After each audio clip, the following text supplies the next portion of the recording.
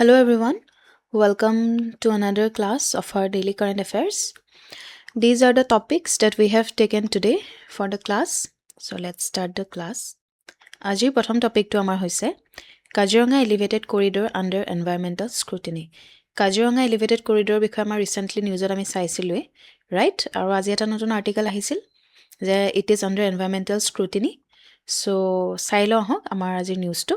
This topic is important for GS paper 2, 3 and 5. 5 to mention kora nohole, but anything related to Assam is and will be always important for our APSC exam. So the proposed 35 kilometer Kaziranga elevated corridor 35 kilometer hoy juntu Kaziranga elevated corridor to etu dekhise nohoy. Okay, with an investment of nearly 7,000 crore has come under scrutiny. Okay, after Ellora Vigyan Moncho urged the Union Ministry of Environment, Forest and Climate Change to conduct a detailed environmental impact assessment before construction begins. So construction to start hoar agote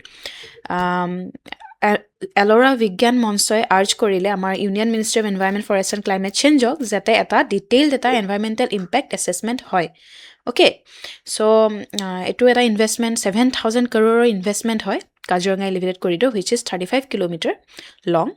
Okay, aru the corridor whose foundation was laid by the Prime Minister. Ami gompalo recently foundation to lay korile Prime Minister amar jeti ahisile Assamole to balance development with wildlife conservation in and around Kaziranga National Park. So while animalor jate bhalke movement hoy etu jagar pa etu jagale jate human animal conflict to nohoy hetur karone initiative to lua goisile aru yar foundation store to recently lay korile Prime Minister amar jate amar eta balance development hoy with wildlife protection in and around Kaziranga National Park.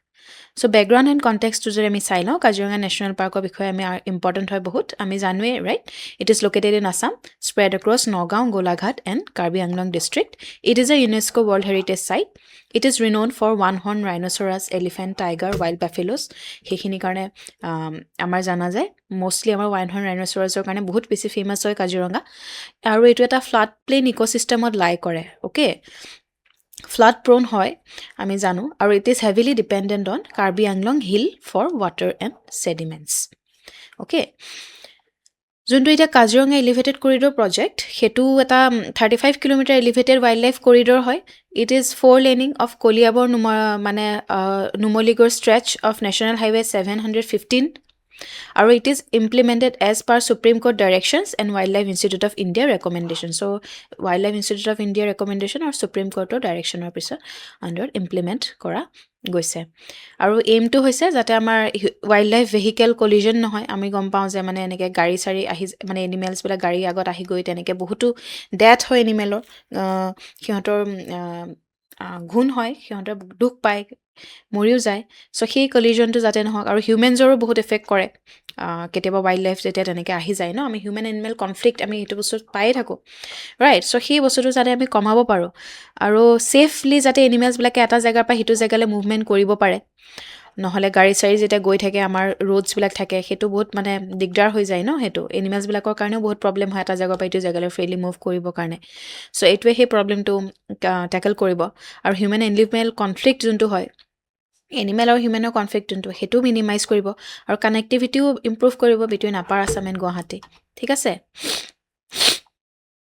Concern যোনখিনি এটা raise কৰা গৈছে হেতু হৈছে যে এটা মানে কম্প্ৰিহেনসিভ এটা এনভায়ৰনমেন্টাল ইম্প্যাক্ট অ্যাসেসমেন্ট হোৱা নাই বুলি কৈছে কাৰণ এনভায়ৰনমেন্টাল ইম্প্যাক্ট অ্যাসেসমেন্ট মানে কিবা এটা যদি ইনিশিয়েটিভ আনি আছে সেই ইনিশিয়েটিভটো এনভায়ৰনমেন্টৰ ওপৰত কিবা ইম্প্যাক্ট পৰিব নেকি সেই বস্তুখিনি মানে থৰলি চাব লাগে আৰু হেতু এনভায়ৰনমেন্টাল ইম্প্যাক্ট অ্যাসেসমেন্টৰ থ্ৰুদি কৰা যায় এনেকুৱা ভালনাৰেবল ৰিজনছ বিলাকত ওকে সো সেই বস্তুটো কম্প্ৰিহেনসিভলি হোৱা নাই বুলি কোৱা গৈছে Or as per National Board for Wildlife rules, major project in protected areas require mandatory protected areas ot mane mandatory environmental impact assessment hoboi lage. Thik ase? EVM claims no detailed transparent has been EIA has been conducted. So mane detailed environmental impact assessment hoa nai boli koa goise. Aro disruption of animal corridor hetu eta focus ot ahise je at least 9 natural animal corridor connects Kaziranga National Park with Karbi Anglong Hill and long construction period may render corridor non-functional. and increase animal injury and mortality due to pit trenches and structures. So এটা animal wildlife corridor ক্ষেত্ৰত disruption আহিব বুলি কৈছে এটা long period construction হ'ব এটো 4-5 বছৰ লাগি যাব হেতু এটা corridors খিনি non functional কৰি ৰাখিব আৰু মানে animal injury আৰু mortality বঢ়াই দিব পাৰে বুলি সম্ভাৱনা আছে Then hydrological and ecological risk আছে because Karbi Anglong Hill আমাৰ rain water supply কৰে sediment sustain কৰে Kaziranga wetland আৰু grassland right so hill cutting যে হ'ব হেতু আমাৰ natural water flow disrupt কৰিব grassland regeneration ৰ ক্ষেত্ৰত problem আনিব আৰু food availability নহব কমি যাব for herbivores then while human wildlife conflict আছে because এই corridor খিনি block কৰি দিলে animals বিলাক nearby village ত গুচি যাব যত যোনটো এক conflict আৰু বহাব public consultation or lacking আছে EVM demanded meaningful engagement with local communities and stakeholders so engagement to দৰকাৰ local communities or stakeholders খিনিৰ লগত so Kaziranga elevated corridor reflect India's broader challenge of pursuing rapid infrastructural growth without undermining fragile ecosystem the demand for a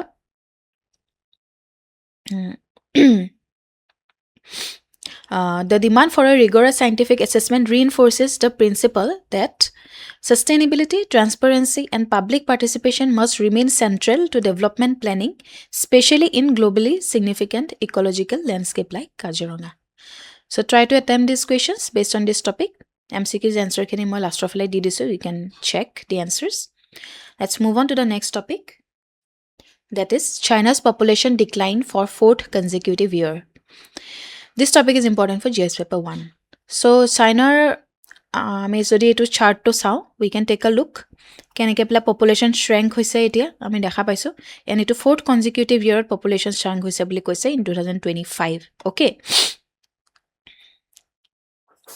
আমি বাৰ্থৰ যোনটো যদি আমি চাও এটো হয় বাৰ্থৰ ডেথৰ এটো আমি দেখা পাইছো বাৰ্থৰ হেটো significantly it is decreasing right So let's check the news. China এটা long term demographic challenge আছিলে যোনটো এটা মানে এটা আৰু বেছি ফাৰ্ডাৰ ডিপেন্ড হৈ গৈ আছে বুলি কৈছে demographic challenge টো আৰু বেছি মানে ইন্টেন্স হৈ গৈ আছে official data release in January recently যোনখিনি অফিচিয়েল ডাটা ৰিলিজ কৰিছে হেতুৱে দেখুৱাইছে যে চাইনাৰ পপুলেশ্যন আৰু ডিক্লাইন হৈছে for the 4th consecutive year in 2025 4th consecutive year মানে আৰু ডিক্লাইন হোৱা আমি দেখা পাইছো despite যদিও এটা মাল্টিপল মানে গভৰ্নমেন্ট ইনিশিয়েটিভ আনা হৈছে to encourage childbirth The trend highlights structural socio-economic pressure and the limit of policy-led population revival. Okay, so আমি দেখা পাইছো ইমানখিনি ইনিশিয়েটিভ লোৱাৰ পিছতো মানে পপুলেশ্যন ডিক্লাইনে হৈ আছে সেই ট্ৰেন্ডটো এটো হাইলাইট কৰিছে যে স্ট্ৰাকচাৰেল এটা সোশিও-ইকনমিক প্ৰেছাৰ আৰু the limit of policy-led population revival. আমি চাই আছো ভালকে নিউজটো কি ডেভেলপমেন্ট যদি আমি চাও পপুলেশ্যন ডিক্লাইন হৈছে চাইনাৰ পপুলেশ্যন 3 মিলিয়ন কমি আহিছে in 2025 fell by 3 million in 2025, reaching 1.404 billion. And China remains the second most populous country. First, India is also the populous country in the world. We know that. Our China remains the second most populous country. Okay. Our sharp fall in birth rate drop 7.92 million birth rate drop in 2025. হেতু আমাক represent কৰিছে 17% decline compared two 2024 দেখা পাইছো না আমাক কিমান কমিছে 17% decline হৈছে 1.62 million fewer birth compared to last year so the crude birth rate fell to a historic low of 5.63 birth per 1000 population okay and fertility rate crisis যদি চাও replacement level fertility 2.1 birth per women মানে পাৰ women 2.1 টা লৰছলি জন্ম দিয়ে মানে 10 জনী women মিলি অকল 11 টা লৰছলি জন্ম দিয়ে মানে 10 জনী women এভাৰেজত মানে 10 জনী পাৰসনৰ পৰা 11 টা লৰছলি জন্ম হয় সো ৰিপ্লেসমেন্ট ফাৰ্টিলিটি লেভেল টো বহুত কমি আছে Then China's official fertility rate was 1.3 in 2020. Recent estimates suggest that it is now close to 1, signaling long-term population contraction and rapid aging. So aging population bahut bahi goi ase, young population bahut komi goi ase China. Economic and social factors jodi sa, demographers attribute the decline to rising cost of mane kyo hoise decline economic and social factor যদি আমি চাওঁ because of মানে এতিয়া লিভিঙৰ আৰু হাউচিঙৰ ৰাইজ মানে কষ্ট বহুত বাঢ়ি গৈছে এডুকেশ্যন আৰু চাইল্ড কেয়াৰ এক্সপেঞ্চেছবিলাক বহুত বাঢ়ি গৈছে জব ইনচিকিউৰিটি ইকনমিক শ্ল'ডাউন হৈ আছে দেন ছ'চিয়েল এটিটিউডটো বহুত চেঞ্জ হৈ আছে মানুহৰ টুৱাৰ্ডছ মেৰেজ এণ্ড পেৰেণ্টহুড সেইখিনি আমি দেখা পাওঁ বহুত মানুহে আজিকালি ল'ৰা ছোৱালী নিবিচাৰে বিয়া হ'ব নিবিচাৰে দিছ ফেক্টৰে কণ্ট্ৰিবিউট কৰিছে to outweigh government initiative among younger couple so' মানে গভমেণ্ট ইনিচিয়েটিভছকে আনিছে যদিও এইবিলাক ফেক্টৰৰ কাৰণে মানে মষ্টলি এই বাৰ্থ পপুলেশ্যনটো য়াং পপুলেশ্যনটো মানে বঢ়া নাই policy measure and the impact যদি চাওঁ policy shift one child policy যোনটো আমাৰ আগতে চাইনা পপুলেশ্যন বহুত বাঢ়ি গৈছিল কাৰণে ওৱান চাইল্ড পলিচি অনা গৈছিলে 3:2:1 চিণ্ড্ৰম এইটো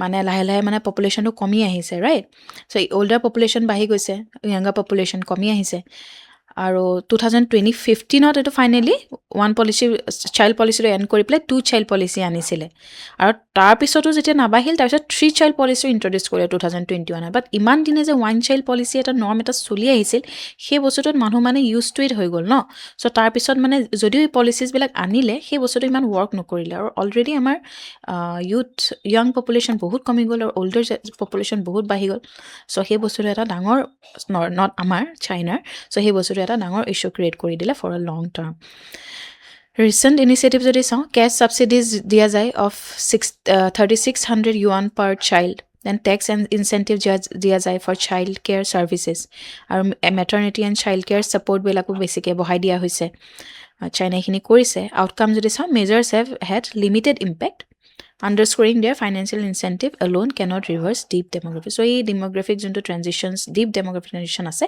financial incentive খিনিয়ে মানে সেইখিনি অকলে resolve কৰিব পৰা নাই।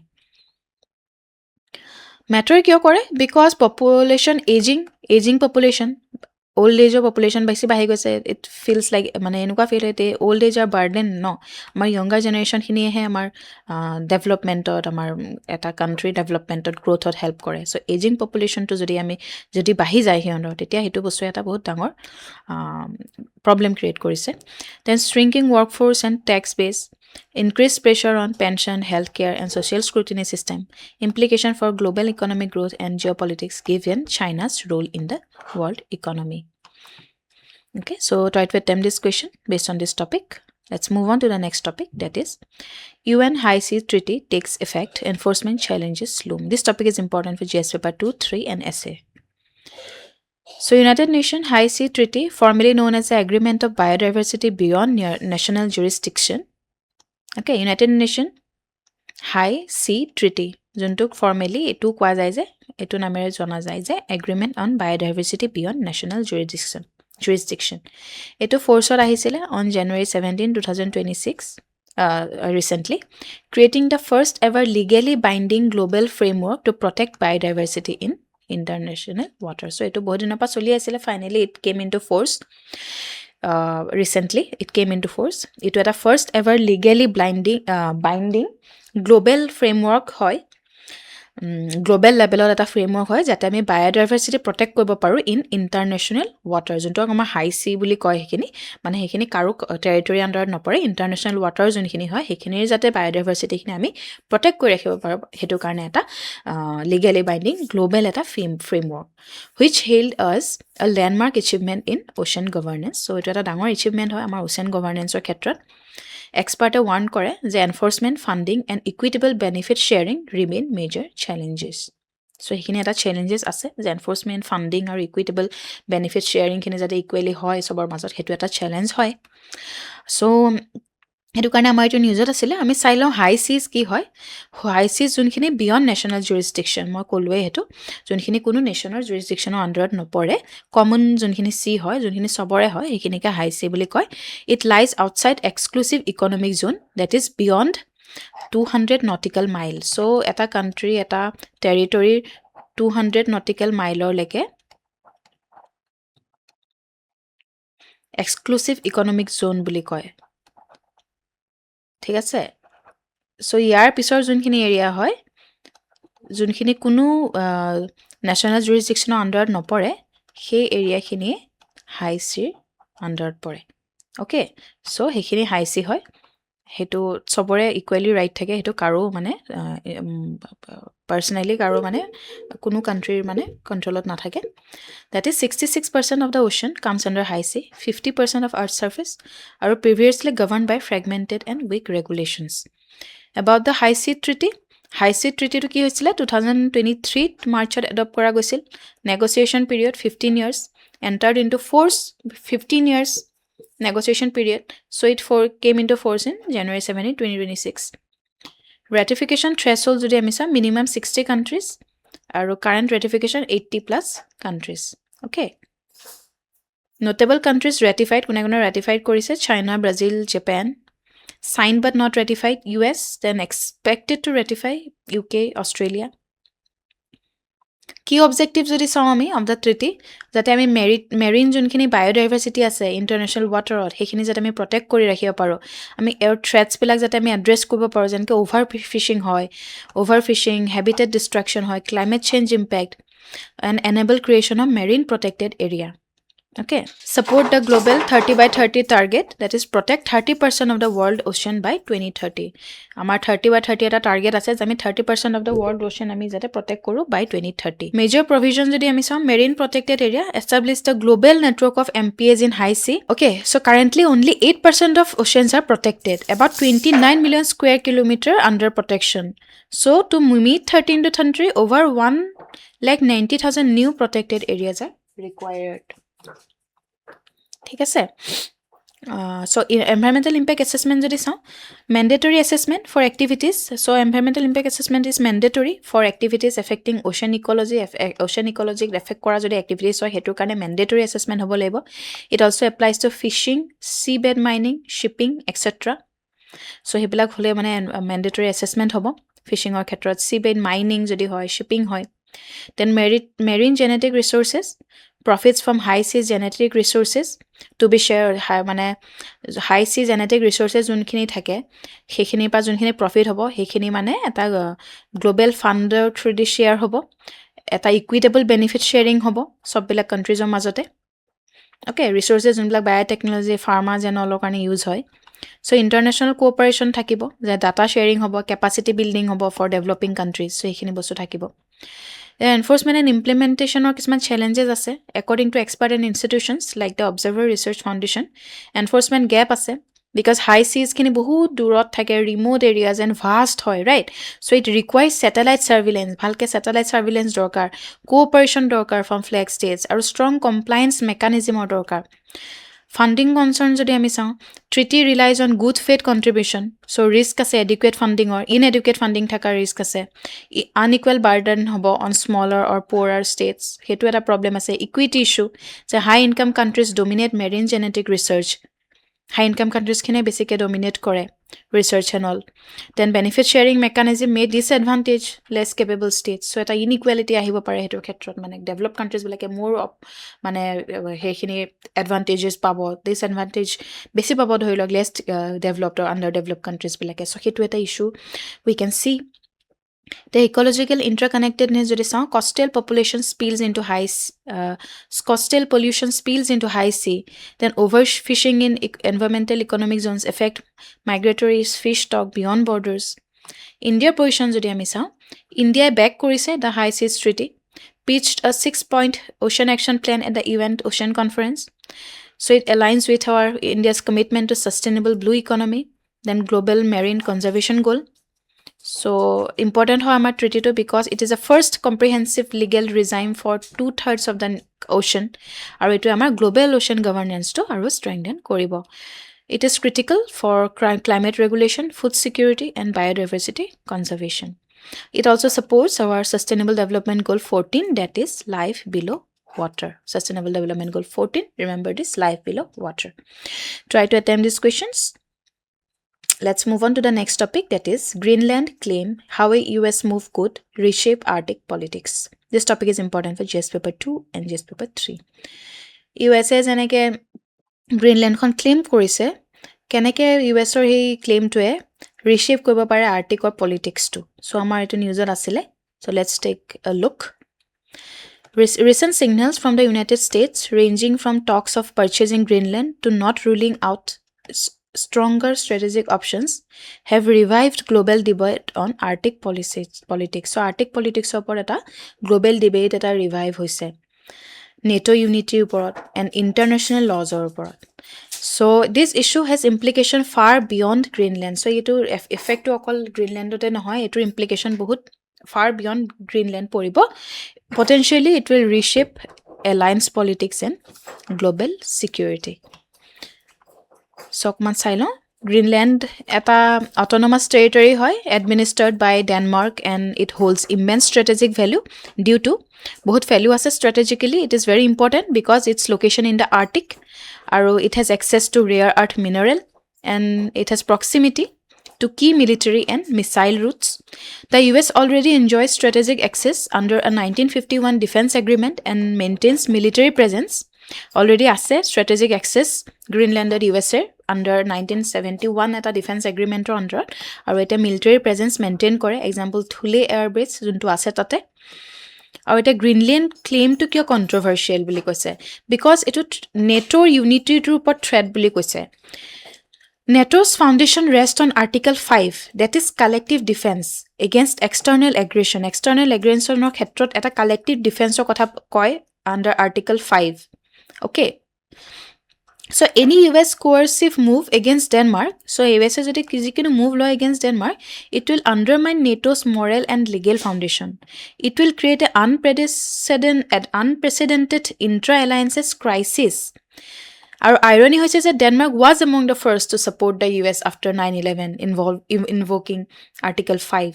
Okay, so US যদি coercive move law against Denmark, it will undermine NATO's moral and legal foundation. যোনটো আছিলে আমাৰ collective defense Article 5 under. It will create an unprecedented intra-alliance crisis. আৰু ডেনমাৰ্কে ফাৰ্ষ্ট আছিলে, মানে one of the first among first যোনে support কৰিছিলে USক after 9/11 এটেকটো যেতিয়া হৈছিলে তাৰপিছত. And contradiction to international law, a forced acquisition would violate forcefully যদি acquisition কৰে USA, সেইটোৱে আমাৰ ষ্টেট মানে ষ্টেটৰ sovereignty-টো ভাইলেট কৰিব. ষ্টেটৰ যোনটো sovereignty থাকে সেইটো ভাইলেট কৰিব. প্ৰিন্সিপালছ অফ UN চাৰ্টাৰ সেইখিনিক ভাইলেট কৰিব.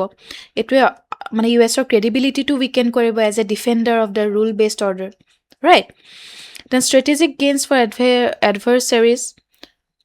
Strategic gain কি আছে for adversaries? যদি ৰাছিয়াৰ ক্ষেত্ৰত চাওঁ, they benefit from NATO fragment. যদি হয় নেটোখন যদি fragmented হৈ যায়, it will benefit, Russia will benefit, right? Russia wants it to happen. Then it gains propaganda leverage in the Arctic এটা leverage gain কৰিব. It will divert western focus from Ukraine. Then Chinaৰ ক্ষেত্ৰত quietly expand Arctic presence to economic and scientific cooperation. Arctic presence China বহাব. Paradoxically, a movement to counter Russia could strengthen Moscow's hand. Okay. So strategic logic under question যদি চাওঁ, US already has extensive right in Greenland, ability to reactive former bases without violating sovereignty. Pentagon assessment suggests কৰিছে যে real Arctic pressure point lies near Alaska, not Greenland. So Arctic pressure point really এটা Alaska ওচৰতে লাই কৰে, Greenlandৰ ওচৰত নকৰে. আৰু growing China-Russia cooperation is more visible in the Arctic-Pacific interface. Canada's security concern. US control over Greenland would strategically encircle Canada, heighten Canadian security anxiety, or it will trigger debate in Canada. It has triggered debate in Canada about revisiting its non-nuclear posture and strengthening independent defense capabilities. Okay, সেইবোৰ ইমান বেছি important নহয়, আমি বস্তুখিনি জানিব লাগে কেনেকৈ ইমান এফেক্ট কৰিছে এই বস্তুটোৱে.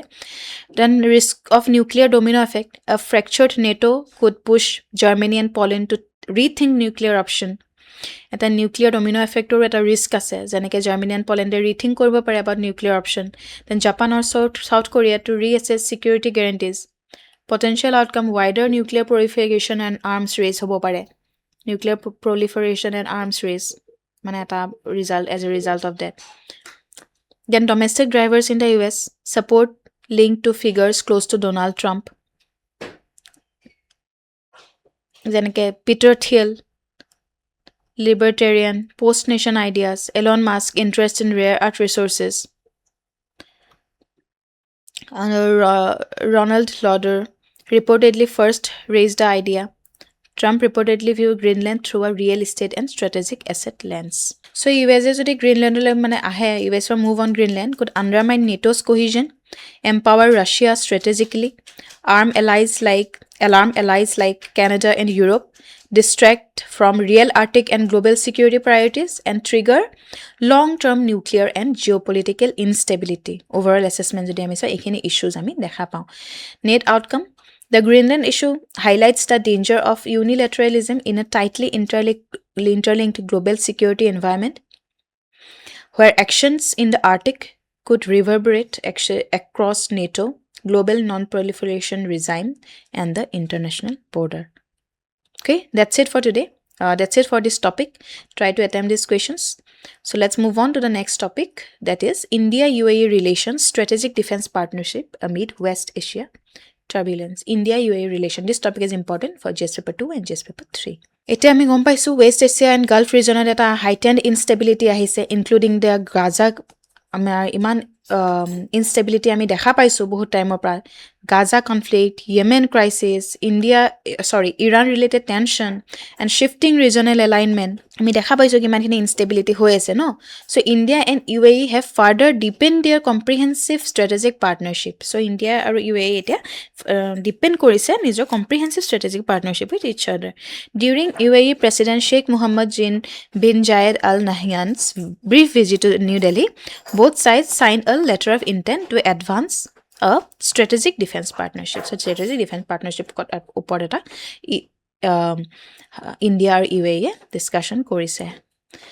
So key outcome and agreement যদি চাওঁ, strategic defense partnership to work towards a framework agreement built on regular bilateral military exercise. So ওপৰত ফ'কাছ কৰিব, bilateral military exercise, exchange of service chiefs, defense industrial cooperation. India clarify কৰিছে যে it is a natural evolution, not a response to any single conflict. No Indian military entanglement in Gulf conflicts. So trade and economic cooperation হ'ব, that is ফাৰ্ষ্টটো আমি চালোঁ strategic defense partnership. It is a strategic defense partnership হ'ব যে bilateral military exercises হ'ব, exchange of service chief, then cooperation হ'ব, defense industrial cooperation. তাৰোপৰি trade and economic cooperation ওপৰতো কথা হৈছে, যেনেকৈ টাৰ্গেট কৰিছে যে ডাবল bilateral trade হ'ব $200 billion by 2032. অ'কে, যোনটো এতিয়া 100 বিলিয়ন হয় সেইটো এটা ডাবল কৰি পেলাই $200 billion হ'ব by 2032. Then momentum driven by India UAE SEPA. Then focus on non-oil trade, logistics, fintech, AI, and manufacturing. Then energy cooperation, there is a 10-year LNG supply agreement between HPCL and ADNOC Gas. Energy cooperation korise LNG supply agreement 10 বছৰৰ. And UAE becomes India's second largest LNG supplier. Okay, this is important. UAE become মানে হৈছে second largest LNG supplier. আৰু এইটো আমাৰ strengthen কৰিছে Indiaৰ energy security and supply diversification to strengthen কৰিব। Diversified supply আৰু energy security to আমাৰ help কৰিব, strengthen কৰিব। Then civil nuclear cooperation ওপৰতো কথা হৈছে, যেনেকৈ exploration of collaboration in large nuclear reactor, small modular reactor, nuclear safety, operations and maintenance. It is enabled by India's Shanti Act, sustainable harnessing and advancement of nuclear energy for transforming India. Shanti Act আমি পঢ়িছিলোঁ আমাৰ নিউজত আহোঁতে, আশা কৰোঁ আপোনালোকৰ মনত আছে। Then space cooperation ওপৰতো হৈছে যে in space and UAE space এজেঞ্চিৰ মাজত cooperation, joint mission, commercial space service, startup ecosystem and high skilled employment ওপৰত. Then digital and financial cooperation, proposal of digital data embassies to protect sovereign data, interlinking national payment platform for faster cross-border payment, support for Bharat Mart, virtual trade corridor, Bharat Africa Setu. Then counter-tourism and financial security ক্ষেত্ৰতো zero tolerance for terrorism, including cross-border terrorism. Then cooperation under FATF framework, Financial Action Task Force framework, counter-terror financing, anti-money laundering, সেইখিনি ক্ষেত্ৰতো মানে এটা cooperation. Then investment and institutional cooperation, যে House of India এটা establish হ'ব in Abu Dhabi, UAE farm হ'ব আমাৰ UAE farm এটা থাকিব, গিফ্ট চিটি যোনটো আমাৰ হৈছে তাতে আমাৰ অফিচ থাকিব, তাতে মানে UAE ফাৰ্ম আৰু অফিচ থাকিব, অফিচ ছেট আপ কৰিব তাতে UAE। So' between Gujarat and UAE for Dholera special investment region. So' আমি ইনভেষ্টমেণ্ট এণ্ড ইনষ্টিটিউশ্যনৰ ক্ষেত্ৰতো আমাৰ কোঅপাৰেশ্যন দেখা পাইছোঁ।